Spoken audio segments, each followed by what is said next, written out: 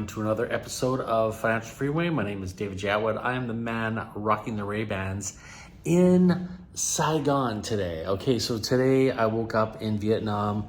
Me and Gabby left Indonesia yesterday, not without consequence. A couple of things happened. I just want to bring you up to speed what happened. We had booked our vacation to be there for a month, which is the maximum under a tourist visa you're allowed to stay in Indonesia. And we had scheduled it so we would be leaving. We arrived on the 23rd. We'd actually be leaving on the 22nd. Actually, we arrived on the 24th. We were leaving on the 23rd. That's right.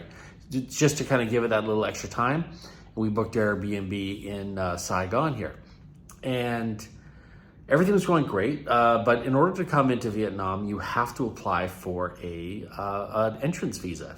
And it doesn't cost very much. It only costs I think $40 or something like that, $40 US. So it's not a big deal, but you do have to apply for it before you come here. Now, every publication I researched said that it takes 3 to 4 business days. So me and the Gapsters being, smart about it, we actually applied for it 14 days in advance. Well, her visa actually came as we were at the airport. Mine did not. So the airline would not let us board the plane. We thought maybe we could fly into Vietnam and plead our case here at the customs or immigration when we got here.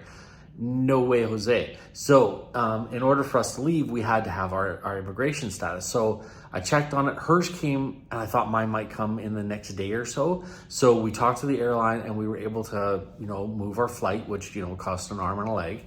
But we did that. We moved the flight for coming to Vietnam, 3 days. So the visa came in the next day for myself. So great. So we have the visa. Everything's great. I'm very excited. And we decide that, so we got on our flight 3 days later. Now, what I've never experienced before in my life was we overstayed our visa by 3 days. As you're trying to leave the country now, we were hit with a huge penalty for overstaying our visa. So for those of you that are visiting Bali, which we plan to be, me and Gabby have talked about going back next year. If you are going to a place like Indonesia or Bali in particular, you need to really do not overstay your visa because it is a huge penalty. And they were threatening to keep us there until we paid the fine.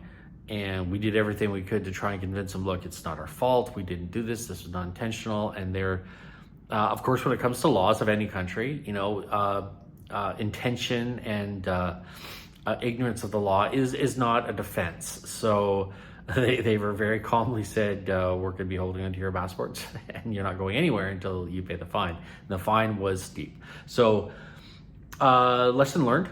As Gabby was upset, and I was upset as well, but it's important that when these sort of things happen, that we look at them as a learning experience and don't beat yourself up about it. We were on the plane and she was upset. I just kept trying to reassure her that it's the past now. We can't fix it. So all we're going to do is go forward, never make this mistake again. We're going to be a little bit more clear about deadlines and legalities in foreign countries when we're traveling. And we're gonna be more prepared next time. We're gonna do a little bit more research. Now, having said that, while we were in the airport, we met up with another Canadian couple that was traveling around Southeast Asia, and they were actually in Bali for a while, and now they just wanted to head home. So they're heading home to Canada. And we were asking them about their journey back, and it was going to be 44 hours of flying time with no. And I said, "So are you breaking it up? Are you having a hotel between you?" They're like, "No, we're just pushing on straight through to get home." So I thought, well, that's a lot. I mean, that's almost 2 days of travel. It's a little much.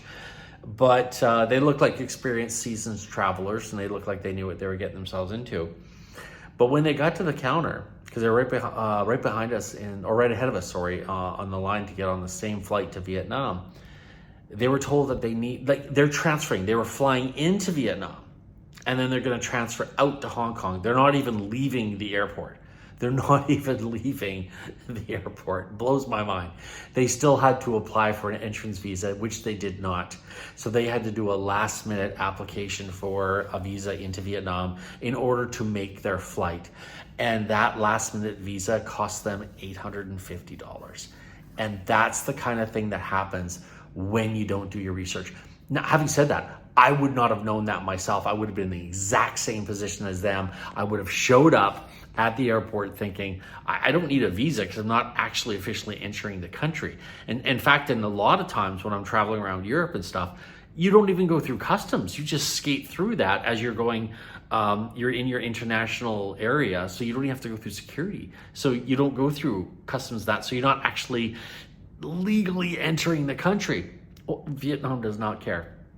So to people that are thinking about taking on the nomadic lifestyle, really research the countries you're going into, really research their entrance visas, their policies, their laws. And not only that, but we're in Vietnam right now, and there's a couple things that our hosts were staying at this Airbnb, this beautiful condo, by the way. And they're saying, there's a couple of things that they said on the list that were like kind of, really weird. Not a big fan of, how do I say this so I don't get banned off YouTube, grown-up fun. Things that would be very casual and relaxed and no problem in North America are actually illegal here in Vietnam. So no pas the mom and dad fun. So I mean, you just gotta, I don't know. It was just weird that it was actually in the laws, and they're saying, hey, if you get caught doing this stuff, you're on your own. I'm like, what? So another thing to be aware of when you go into countries, their laws, their cultures. You know, I always say, like, I remember one time I was kicked out of a bar because this woman bought me a drink, and the bartender says, yeah, I need you to get out. I'm like, why? He goes, don't like you. And that's when I said, you know what? Your house, your rules. You don't like it when a woman buys a man drink, but I could send my whole paycheck buying drinks for a girl. That's not a problem. But if she buys me a drink, you got to go. Okay, fair enough. Your house, your rules. Same thing when you're traveling in other countries.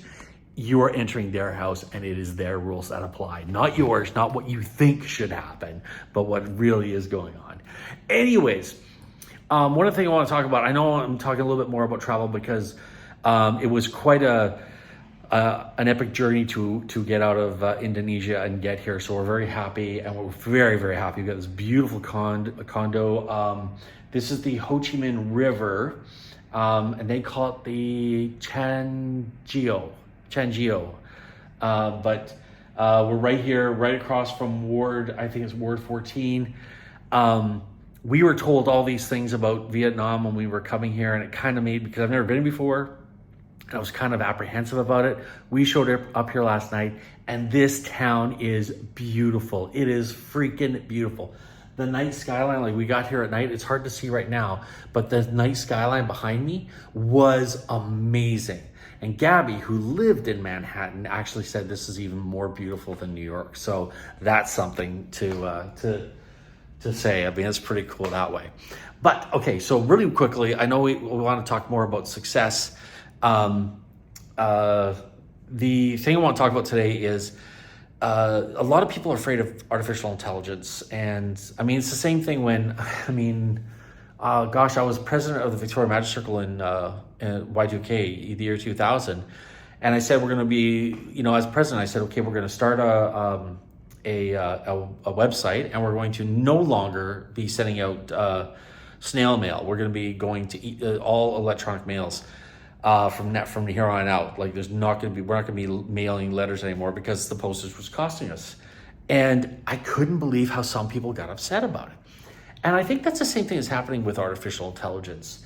Some people are afraid of it. They're upset about it. They're concerned that it's going to be Skynet and Cyberdyne Systems is going to take over the world. And the next thing you know, the Model T1000 is going to be bursting through the door looking for Sarah Connor. I don't think that's going to happen. But what I'm doing is, and I'm letting everyone know, look, I write, I love writing, but now I am running things through artificial intelligence to double check my grammar, to look for a different tone if I'm trying to seek a different tone. I'm not a fan of what artificial intelligence is doing quite yet. with regards to writing. I kind of like my own style more. I've said, hey, write me 1,000-word essay on I don't know, washing dishes. And then it writes it. And I was like, I don't like it. It's not my style. So, but it is useful. And one of the things I found really useful is I'm actually, Gabby and I we got really excited about starting up a new business this year. And I was writing a sales letter. So what I did is I went to artificial intelligence, ChatGPT, and I just simply said, okay, give me 20 objections to this product I'm selling. Give me 20 objections as to why people wouldn't want this product. And by doing that, I can start drafting out an argument in advance to meeting up with people, with my potential clients. I can start drafting up an argument so I'm prepared when someone goes, I don't think it's going to work for us. It doesn't fit with our blah, blah, blah. You know, we're a little concerned about blah, blah, blah. All that stuff, I've already got an argument pre-chambered, so I'm not going in there blind. And these are things that you would find them out over time if you were just a professional salesperson and you were going out there, trying to sell, say you're trying to sell a car and you're just selling cars all day long. Or after a couple of years, you know there's this repetition of arguments and objections to the product you're selling. But by punching it into ChatGPT, I can take care of it in one morning. I can sit there and for 6-8 hours, just go through each line item and draft a beautiful argument as to why I can counter their opposition to going through it. So I say embrace artificial intelligence, embrace ChatGPT, and utilize it. Utilize it to look at all the things that might get in your way of your success and say, okay, what do I need to be successful? What is going to be holding me back from successful? Give me a list of 20 things that I need to overcome in order to become successful, whether that's weight loss, physicality, like you're just trying to get back into shape through the gym or whatever, muscle building, or even dating. Oh my God, even if you want to do like a dating thing, what are the 20 things that would stop someone from wanting to be my girlfriend? Write them down and then start building on those objections and saying, okay, this is a problem. Okay, say you're selling a car and someone says, well, I don't need a car. My car is working fine right now. You can punch it in as an objection and you can start building an argument for it. So you can prepare yourself when you approach your potential client and you're ready to rock and roll. I say embrace this artificial intelligence. Use it as a tool that it is. And I really, truly believe that in the future, there's going to be two types of people. Those that use artificial intelligence to help them as a tool to make their business better and more successful, and those that are left behind. And that's really, truly what I believe. Anyways, folks, thanks so much for listening, watching us from Saigon. If you're watching us on YouTube, make sure you subscribe. If you haven't already, check out financialfreeway23.ca. This is where all the information is. And we're posting stuff as much as we can. Like I say, we're traveling all over. It's tough to keep up with it because we also have other things we're doing. We are managing properties. I'm writing articles. I'm writing my book. We're starting this other business. We've got a lot of things going on right now, so it's a little tough to get them up there. But check out financialfreeway23.ca. That's where all the good stuff is. Make sure you hit a thumbs up. Let me know you like what you're watching here by hitting a thumbs up. And as I always say, make sure you spread the word. Spread the good news so everyone knows that they have an inalienable right to live a life of abundance. Thanks so much. And wherever you are in the world right now, enjoy the rest of your day. God bless.